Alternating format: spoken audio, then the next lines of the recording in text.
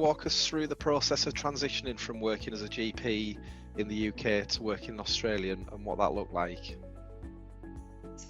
So it felt at the time like it was a very long process with lots of steps, lots of important things going on. So it probably took about a year, I think, in total from deciding and contacting Prospect. So I went with my husband, who was also a GP. So when we said, oh, we're going to do this, Prospect had been emailing me about locum stuff in the UK because I'd worked with them before locuming when I fully qualified. So on the back of one of their emails, it said at the bottom something about them helping people get places in Australia. So I thought, actually, this is a good place to start.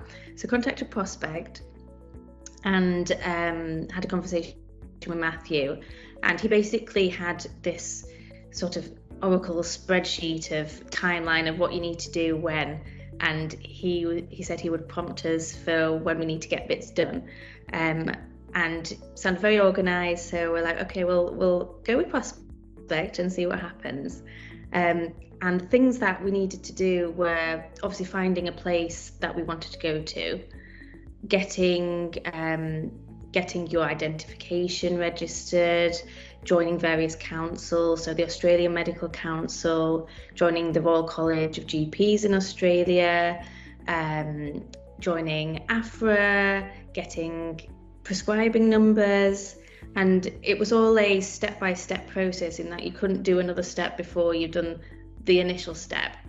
And involved lots of sending off documents, getting notarized documents sent to Australia, chasing it up.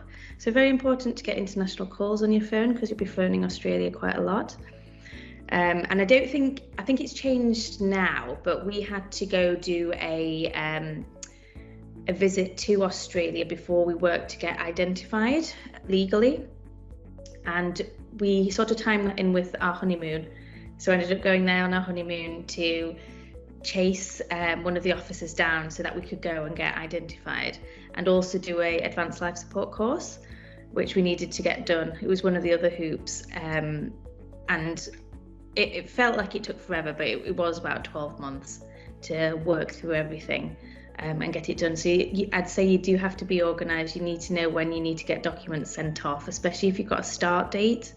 So we had a start date in Australia to completely start working, so we had to get everything done. I know some people have moved to Australia and got bits done while they were there, but we had jobs here to finish off and also a wedding to do before we could go. So we didn't have the luxury of that time.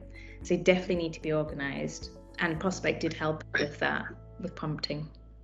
Perfect. And this won't be of any consolation to you because that was the process then, but for the benefit of the recording, the people listening to the recording, there has been quite a lot of change in the last six to 9 months in terms of the process for moving over. So the two key changes that have speeded it up have been they've relaxed the rules around the CPD evidence you can use. So it used to be 40 hours of CPD, 8 clinical case studies, and the CPD had to be across a range of different areas of CPD. They've now consolidated it so you can use all CPD hours rather than separate courses.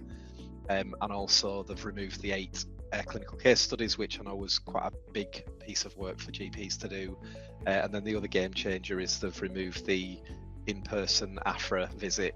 So they now do that remotely. So, they don't need to trek someone all the way to Australia to do a bounce visit, do that and then come out of the country for 6 weeks to then go back 6 weeks later. So yeah, under 5 minutes to do. Exactly. It's completely bizarre. In a world of technology, they're still getting people to go across the other side of the world to do that. So now we think the timelines now it's achievable potentially for people to get, if they are still organised, to get over within kind of 6 months if they've got the job firmed up, a clear plan and a route to get it done. So much simpler.